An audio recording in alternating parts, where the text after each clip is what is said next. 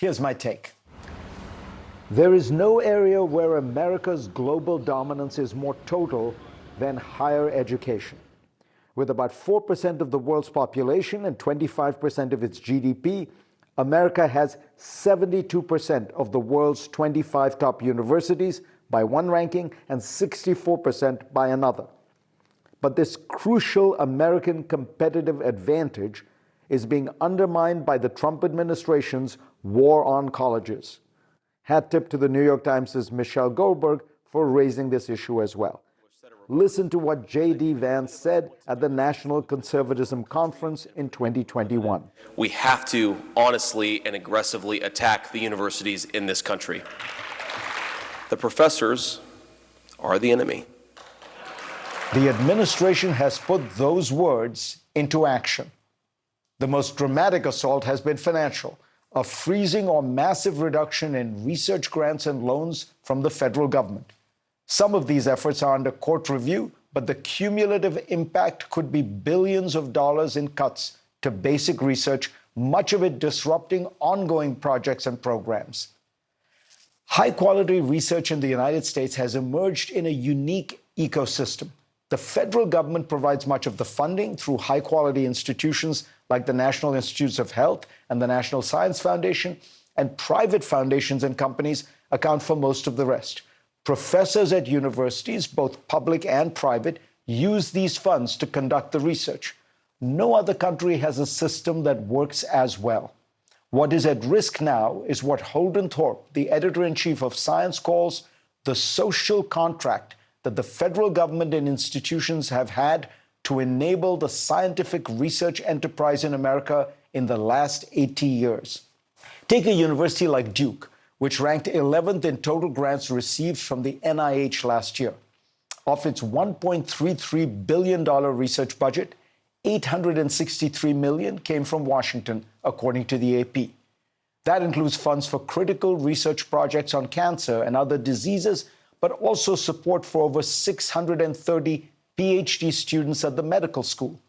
Those projects and students will have to be pared back substantially if the cuts go through. One crucial mechanism to cut funding is through a massive reduction in the overhead or indirect costs that universities get reimbursed for from the federal government. Overhead often makes up to 40 or 50% of a grant. But last month, the NIH ordered that it had to be capped at 15%. This sounds more rational than it is. Universities often divide their costs on science grants into research costs, the salaries of the professors and graduate students, and overhead, the costs of the buildings, labs, energy and utilities and administrative staff. When you are building a complex lab to conduct experiments, the structure and equipment is often more costly than the salaries and stipends of the researchers. Michigan State University has declared that these cuts could make it stop construction of a $330 million research building for cancer, cardiovascular disease, and neuroscience studies.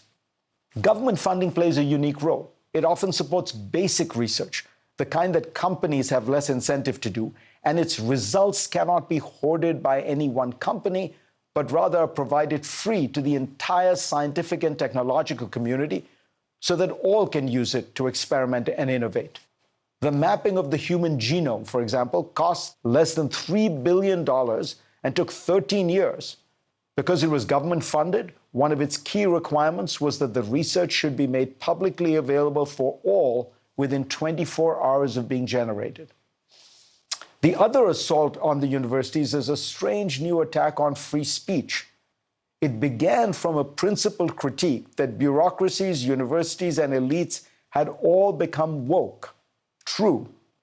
But the government's response to this problem has been Orwellian, searching through these institutions for any mentions of the word diversity or identity or inclusion, and then shutting down those programs without any review.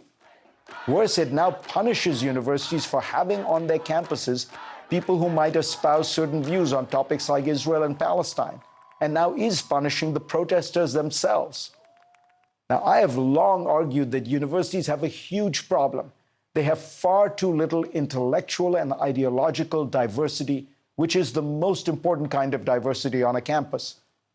But the way you fix that is not to restrict radical left-wing speech, but to add voices and views from other parts of the spectrum. The answer to censorship by the left is not censorship by the right. The fury with which the Trump administration has turned on academia resembles nothing so much as the early days of the Cultural Revolution, when an increasingly paranoid Mao Zedong smashed China's established universities, a madness that took generations to remedy. Meanwhile, in Beijing last week, the Chinese government announced its intention to massively increase its funding for research and technology so that it could lead the world in science in the 21st century. So, as America seems to be copying the worst aspects of China's recent history, China is copying the best aspects of America's, striving to take the edge as America goes through its own cultural revolution. Go to cnn.com/Fareed for a link to my Washington Post column this week.